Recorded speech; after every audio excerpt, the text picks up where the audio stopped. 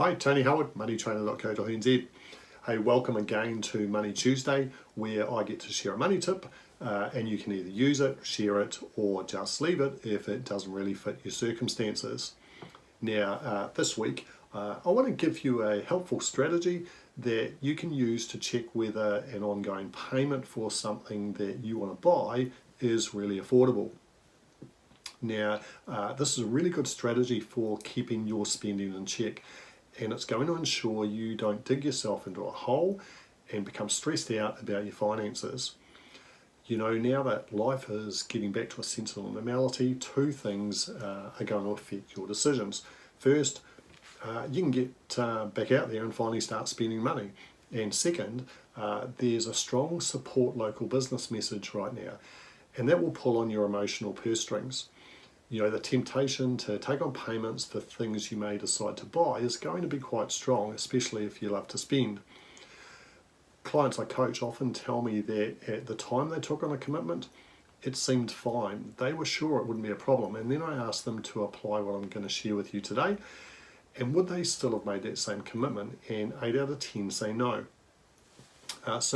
Look, here's what you do every time you want to make a commitment to an ongoing financial payment. Let me put it on the screen here beside me. So we'll use the example of buying a new TV. Now, there's nothing wrong with the one you have, but this is a good deal, and apparently it's interest-free. And we'll keep that for a different topic. Now, the TV will cost you $40 a week for the next 18 months. Here's how you find out whether this is really affordable or if it's likely to become an issue.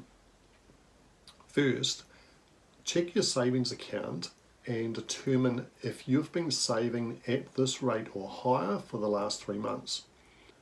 In this instance, that means your cumulative deposit less withdrawals in your savings account is higher than $520.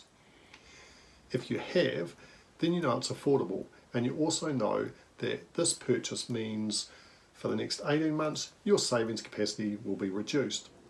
Now, if you're happy with what that looks like, go ahead and buy it. If you haven't been saving, then the next step is to look at what you're currently spending your money on and determine if for the next 18 months, you're prepared to trade that expense of the new TV for the expense that you already have. This strategy is about always checking what is being traded off for the expense that you want to make a commitment to. If you simply make the commitment, then it's just a matter of time until you start to feel the pressure of that decision. Stress and pressure that you can avoid if you do this simple exercise first. So I hope that's been helpful. I know it makes a huge difference with clients I coach. Feel free to share a comment below, and remember, for other helpful tips and ideas, just keep an eye out for future Money Tuesday tips, or you can head to moneytrainer.co.nz.